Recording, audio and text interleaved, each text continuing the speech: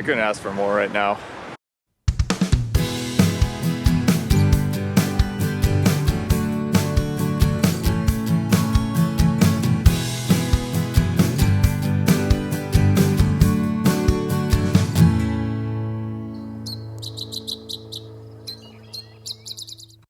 For birders in the Midwestern states, high winds from the southwest can be an incredible thing, as it often means species from that part of the country end up being found outside of their normal range. When this exact scenario played out during migration, two very rare species ended up being found at the same park on the same day.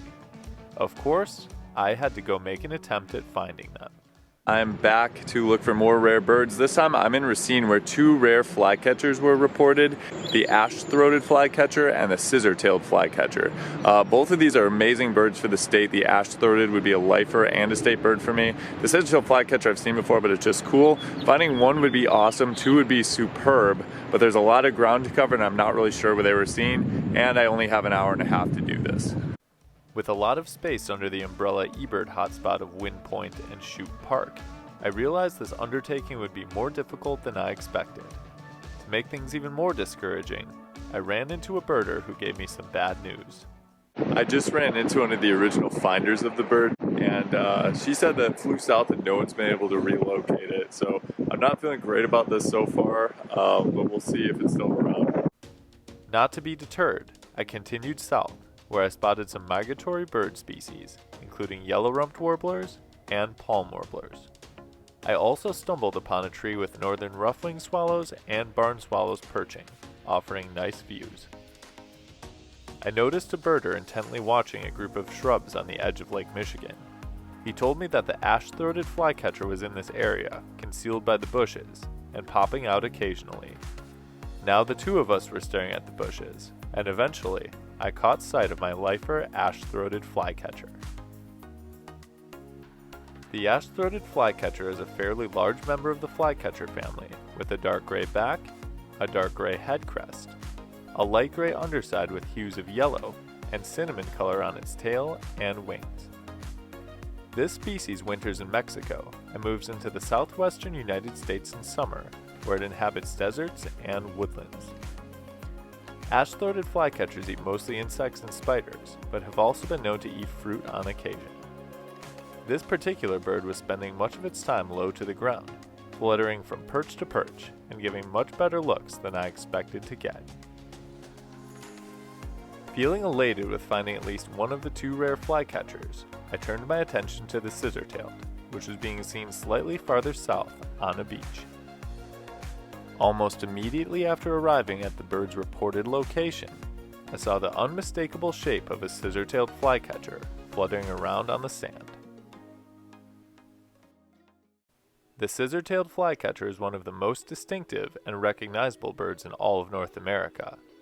They have a light bluish-gray head, white underside, gray and brown back, orangey-pink colored flanks, and of course, its namesake long and impressive tail.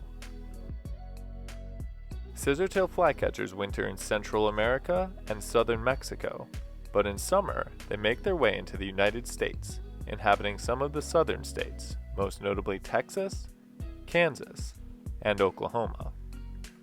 This species is at home in open areas such as fields and grasslands and can often be seen perched on posts and telephone lines along roadsides. Like most flycatchers, scissor-tailed flycatchers feed mostly on insects, flying from their perch to catch them in midair. It's also worth noting that the scissor-tailed flycatcher is the state bird of Oklahoma, is closely related to kingbirds, and is at the top of many birders' lists of species that they would love to see.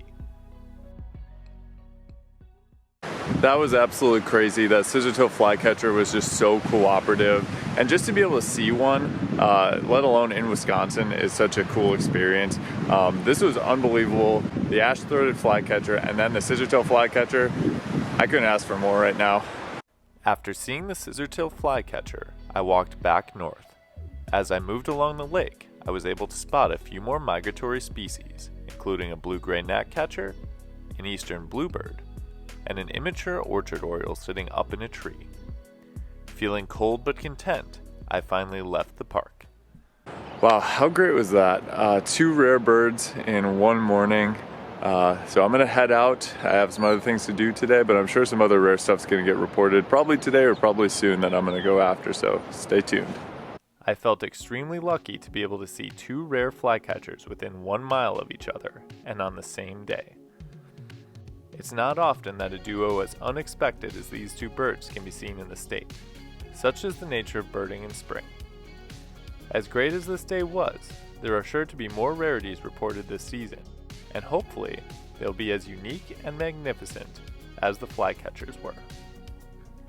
Thanks for watching. We'll see you next time on Badgerland Birding.